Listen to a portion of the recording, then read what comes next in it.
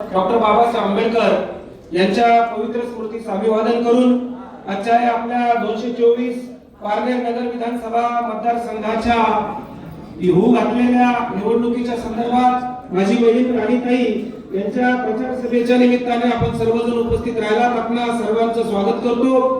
या कार्यक्रमाच्या सभेच्या निमित्तानं ज्यांनी खऱ्या अर्थाने महाराष्ट्रात एक झंझावात निर्माण केला, मी नेहमी सांगत असतो, प्रबोधनाची पताका खांद्यावर घेऊन विश्वबंधुत्वाचा जागर या महाराष्ट्रामध्ये ज्या ज्या माणसांनी केला त्या माणसातलं एक नाव म्हणजे माझे स्नेही मित्र चळवळीतले सहकारी यशवंत गोसावी सर. आपल्या उमेदवार राणीताई, विचार मंचावर उपस्थित असणारे कानूर पठार, जिल्हा परिषद पंचायत समिती गणातील सर्व आजी माजी सदस्य, मार्केट कमिटीचे सर्व आजी माजी सदस्य सभापती, ग्रामपंचायतचे सर्व आजी माजी सरपंच, त्यांचे सर्व सहकारी, उपस्थित सर्व बंधू आणि भगिनी, पत्रकार दोस्तांनो, या ठिकाणी बोलत असताना आज मला खऱ्या अर्थानं सर इथं आल्यानंतर रफीचं गाणं आठवतंय. सर्वांना चांगला आवाज येतोय ना? रफीचं गाणं मला आठवलं कि पास बैठो तो तबीयत बहल जाएगी और मौत भी आए तो अब टल जाएगी. असं हे विचार मंच मी महाराष्ट्रभर, भारतभर, भारताच्या बाहेर फिरतो, अनेक देशामध्ये जाऊन आलो, परंतु आज पारनेर मध्ये आल्यानंतर मला आनंद झाला. मी राणीताईंना म्हटलं, या विचारपीठावर सगळ्या माझ्या भगिनी बसलेल्या आहेत. तुम्ही खऱ्या अर्थाने जिजाऊ सावित्री अहिल्याच्या वारसदार आहात. मी नेहमी सांगत असतो, स्त्रीच्या हातामध्ये जर जग गेलं तर जगाचं नंदनवन करण्याचं सामर्थ्य स्त्रीमध्ये आहे. कारण ती आई आहे, बहीण आहे, माता आहे, सर्व रूपामध्ये आपण तिला पुजतो. तिच्या नावाने आपण नवरात्र करतो. शरदचंद्रजी पवार साहेबांना 50% महिलांना आरक्षण दिलं स्थानिक स्वराज्य संस्थेमध्ये. त्याचा आज एक फळ आहे असं मला वाटतं. पण या महाराष्ट्रामध्ये या 8 महिन्यामध्ये कुणीतरी लाडक्या बहिणीचा आमच्या सुवर्णताईने उल्लेख केला. लाडक्या बहिणीचा फार आता त्यांना फार म्हणजे पुतण्या मावशीचं प्रेम आहे ते सगळं खरं सांगायचं तर. 8 महिन्यामध्ये माता भगिनींना तुम्हाला सांगतो 900 माता भगिनींवर अत्याचाराच्या घटना या महाराष्ट्रात घडल्या. या राज्याचे गृहमंत्री आहेत, आपल्याला सगळ्यांना माहिती आहे, छान छान गृहमंत्री. ते पक्ष फोडण्यामध्ये म्हणजे जिकडे पक्ष तिकडे पक्ष नाही तर अपक्ष. गोसावी सर मध्ये तर मी एक असं मला सुचलं मध्ये की गाढवाने काढला संगीताचा क्लास, त्यात कावळा झाला पास आणि कोकिळ झाली नापास.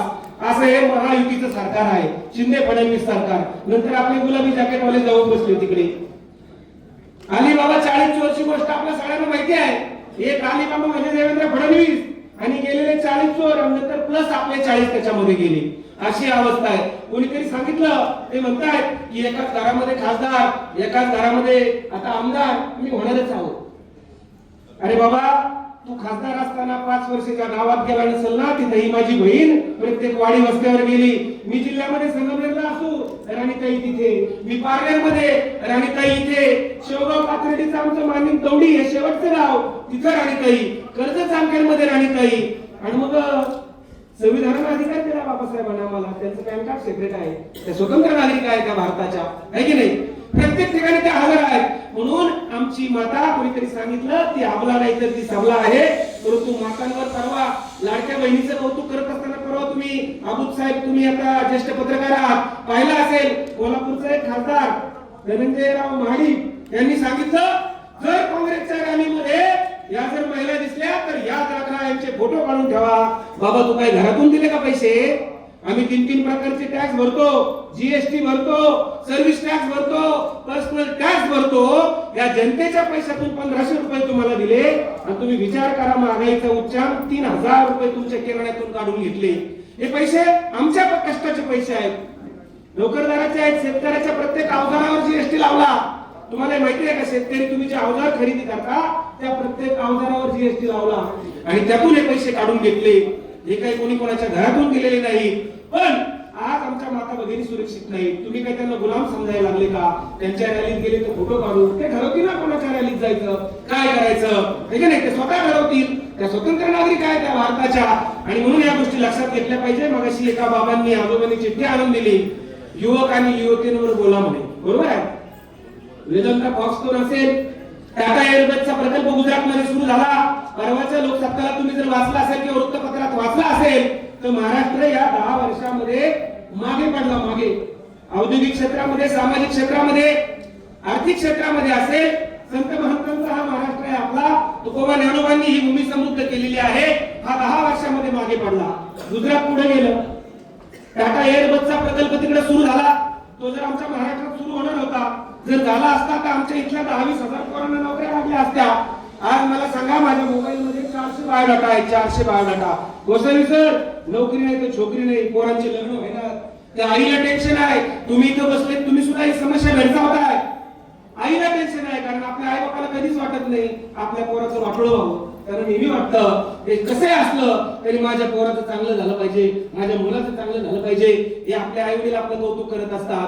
हा रोजगार तिकडे पळवला गेला, अशा अनेक घटना आहेत. जास्त बोलणार नाही आज. खरं तर मग गोसावी सर इथं आले, आम्ही काहींना बोलायचंय आणि आपण सगळ्यांनी खूप चांगल्या पद्धतीने आपल्या भावना या ठिकाणी व्यक्त केलेल्या आहेत. तुम्ही रूटवर काम करणारी माणसं आहेत. इथं सांगतो, एका बीजा केला नाश मग भोगेल कणीस. एक दाना टाकण्याची दानत खासदार साहेबांमध्ये होती, निलेश जिल्हे साहेबांमध्ये होती, म्हणून 0 मिनिटात आमदारकीला लाथ मारली आणि खासदारकीला ते उभे राहिले. एवढ्या मोठ्या म्हणायचे महासत्ता वगैरे याच्या विरोधात उभे राहणे काही सोपी गोष्ट नव्हती, पण आमदारकीला लाथ मारली आणि खासदारकी त्या ठिकाणी उभे राहिले आणि निवडून आले. माझं गाव सुद्धा नगर तालुक्यामध्ये आहे. रात्री 2:30 वाजता गावात आले होते. 1000 पोरं, 1000 करून त्या ठिकाणी बँड बाजासहित स्वागताला तयार होते. 1.5 आणि 2 हा विषयच नाही. 3 वाजता आमचा गडी लंगर तोडायला जागरण मिळाला.